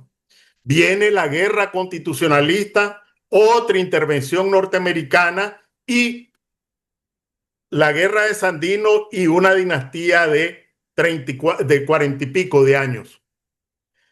Hay una guerra en contra de Somoza. No vamos a discutir lo que decía, que era contra la ley, porque depende de la ley. En los 80 tendríamos que decir que la rebelión contra el Frente Sandinista violaba la ley, o que las acciones en contra de Ortega violan la ley y en consecuencia no hay que tocarlas, ¿verdad? Entonces el tema de la ley se tira y encoge. Pero ¿qué ocurrió? Bueno, hay una junta de gobierno. ¿Quién fue el primer ministro de defensa? Un coronel de la Guardia, etcétera. Se apuesta a un proyecto nacional. Elecciones dentro de un año, etcétera. Por el vanguardismo, porque se sintieron dueños de la verdad, porque tenían todas las armas, se frustra ese proceso de transición. Vamos a los 90.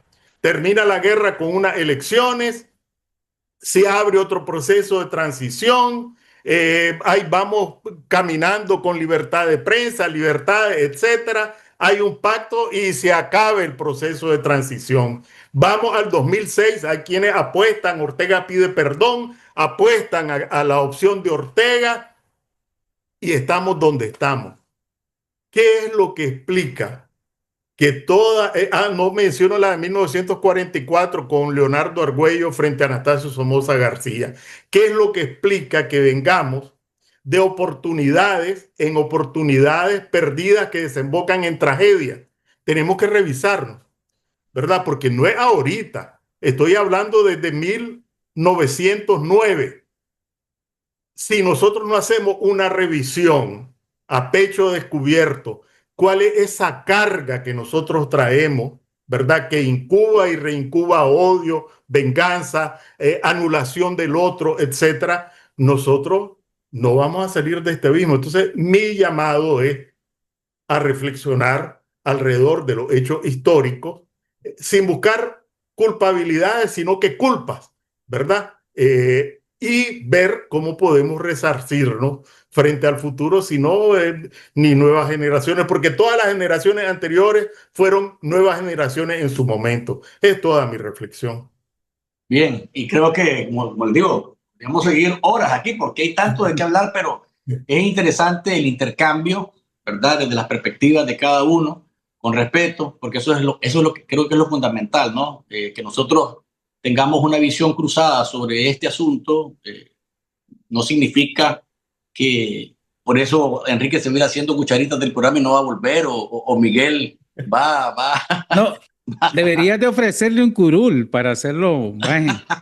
Bueno, aquí cuando quiera, Enrique, bienvenido, ¿no? Aquí No, pero cuando quiera. Enrique, ya sabes que curul es con propiedad, bueno, ya. Ya, O sea, un tenés propietario, un derecho. propietario. No es que de vez en cuando. Exacto. Y aquí tendríamos la oportunidad de hablar de tantas cosas, pero bueno, sobre todo por tema de historia y para los más jóvenes que nos ven, este es un asunto que creo que siempre va a generar de un y otro lado pasión, y a veces arrechura, a veces, sonrisas, a veces frustración, pero es importante hablarlo de esta manera delante del público, delante de la población nicaragüense, que es casualmente a quienes nos debemos. Para finalizar, España y Argentina, Messi, eh, Yamal. Yo creo que Enrique está igual que yo, está contrariado en ese sentido, porque Enrique apoya a Messi, apoya a Argentina por latinoamericano, pero Enrique es español. Es súbdito. Joder, dirían los españoles. Joder. Faltaba más. ¿Ah? Así que quiero escuchar a Enrique. ¿Cuál es tu pronóstico?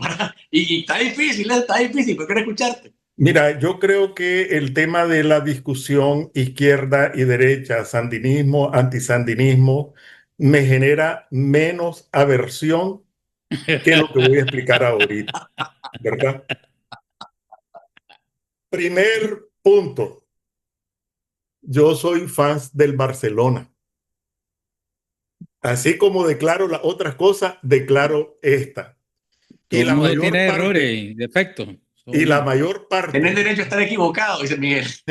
y la mayor parte de los jugadores de la selección de España, o no la mayor parte, una buena parte, son El del Barça. Barcelona, ¿verdad? Del Barça. Entonces ya allí ya me partió el corazón, pero Messi jugó en el Barcelona, Argentina en un país latinoamericano y me quedó el otro pedazo. Entonces, para mí el tema es de corazón partido.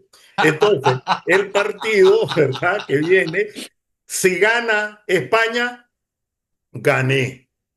Y si gana Argentina, no perdí. Así que ¿Viste en eso? cualquiera de los dos casos. ¿Viste cómo lo acomodó? ¿Viste cómo lo acomodó? Miguel, ¿a quién le va? Aquí la Copa está entre dos equipos europeos, discúlpame. ¿Cómo vas a insultar a Argentina con país latinoamericano? ¿Qué te pasa?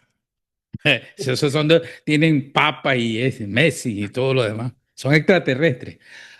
Ya en serio, Argentina para mí ha sido un, un fútbol más bonito, más del alma, nos ha emocionado, nos ha puesto a sufrir. ¿Por qué? Porque ha venido remontando, y las jugadas y los goles han sido espectaculares. Ha habido de todos goles súper espectaculares en este mundial, pero los posicionamientos de Messi, los goles de los muchachos argentinos, el espíritu, la garra, porque Inglaterra era mejor, ¿ya? Francia era mejor, y España, cuidado, es mejor, hombre a hombre, ¿no? Pero el fútbol se juega también con el corazón más que con el pie y con la cabeza. Yo creo que eso es lo que ha demostrado. Y me gustaría, porque Messi, a su edad, jugando todo esto, pues me gustaría que se fuera con una Copa Mundial y a retiro, ya, como uno de los grandes jugadores del fútbol contemporáneo. Yo voy con Argentina sin ningún tipo de problema, porque no estoy súbdito de España, ya, y de todos modos queda entre hispanos parlantes. Entonces, esta Copa se habla en español, hermano. Y sintoniza Telemundo, dice. Bueno, ok. Yo voy a disfrutar del partido del domingo. Sí, el corazón partido. Ya te eliminaron a Brasil, creo que te eliminaron a Brasil, eso es. Yo voy a disfrutar del partido el domingo. Se los aseguro que sí, que lo voy a disfrutar. Miguel, Enrique, gracias por haberme acompañado en esta edición. En realidad, un programa muy rico siempre, en el que intercambiar puntos, enfoques, es donde nosotros le decimos al país, a los que nos ven, que no necesariamente tenemos que pensar igual, ni creer las cosas de la misma manera, sino plantearlas con respeto, con tolerancia, y en la búsqueda de que la gente entienda que en ese proceso de intercambio es que se construye la libertad de hablar, de decir, de expresarse, de disentir, sin descalificar al otro, porque eso es lo que nos ha caracterizado, lamentablemente, y por eso estamos donde estamos. Así que muchísimas gracias, Miguel. Muchísimas gracias, Enrique, por haberme acompañado en esta edición de Focus. Un abrazo para los dos. Saludos. Ahí teníamos a Enrique Sáenz y Miguel Mora. Yo creo que ustedes han disfrutado, ¿no?, del programa por cada uno de los temas, y sobre todo este último que tiene que ver con historia. Y después de escucharnos a cada uno con nuestras visiones y enfoques, los que tienen la palabra al momento de terminar el programa y discutir entre ustedes, casualmente, es lo más rico, ahí en la casa, una vez que termina una edición de Café con Vos o una edición de Enfoques. Gracias por haberme acompañado, gracias por habernos acompañado en esta edición. Mañana el sorbito informativo para que estén pendientes de nuestras redes en Café con Vos. Cuídense y nos encontramos en la próxima edición de Enfoques, donde todos los puntos de vista caben.